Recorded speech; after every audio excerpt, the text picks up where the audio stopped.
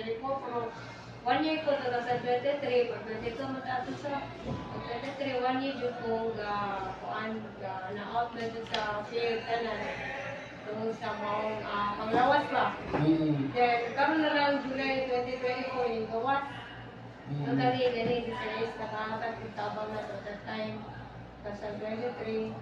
So, muna, pag karoon June, yung gawas siya is 1 siya ka na blood cancer, then stage 3.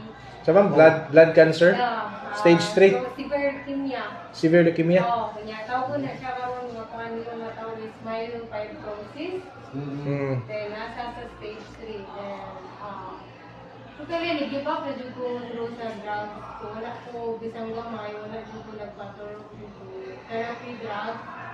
So, once may therapy drugs, di ba, something mura na rin siya chemo, di ba?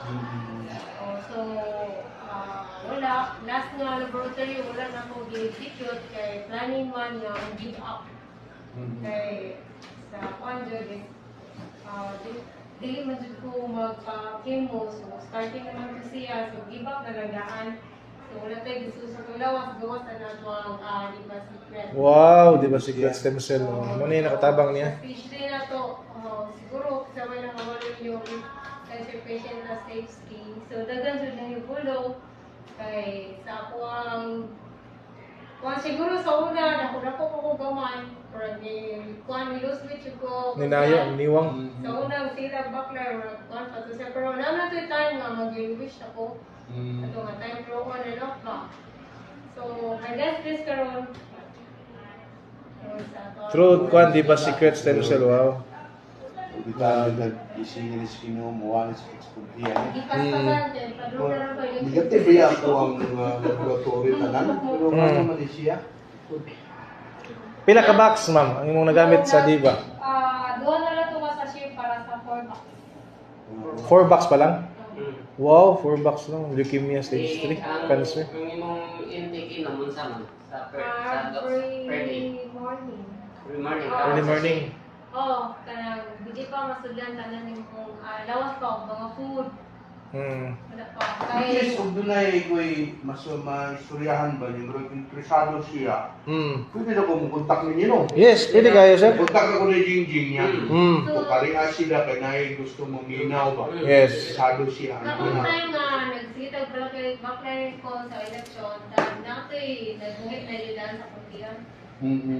Something more to siya, kaya ang explain na to is inubag, ang liver inubag. Ang i-check nila yung karon kay report kay ginag-bone marrow man dito. And then nag-gastro, okay naman so report yun ang bone marrow mo to nakita ang sakto yung result. So the reason nga no si explain kung si liver inubag kay tungkol sa atong problema sa atong bone marrow, kaya trabaho sa bone marrow, hindi naman siya maka-workout.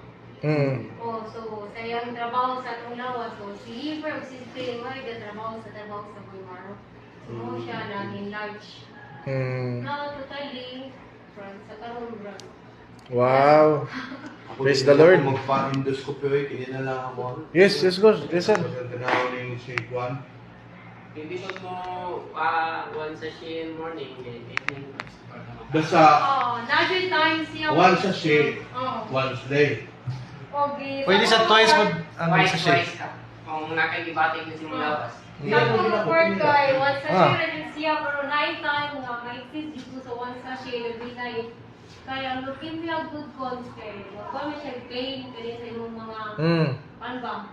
Gagutahan gani ko ni siya kuan sa Bulmaro din tanan nga na juwen. Pag nag-pain jud that time na mo to nga paghatag ni Sir Doc di ba sino pag ipautang mo pudi. So, coordinate na number 3.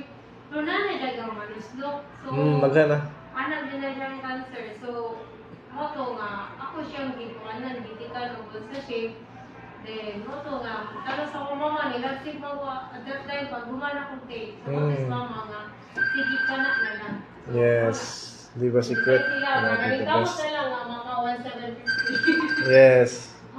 Para lang din maka, hopefully makapadayon kay Nagit siya. Yes.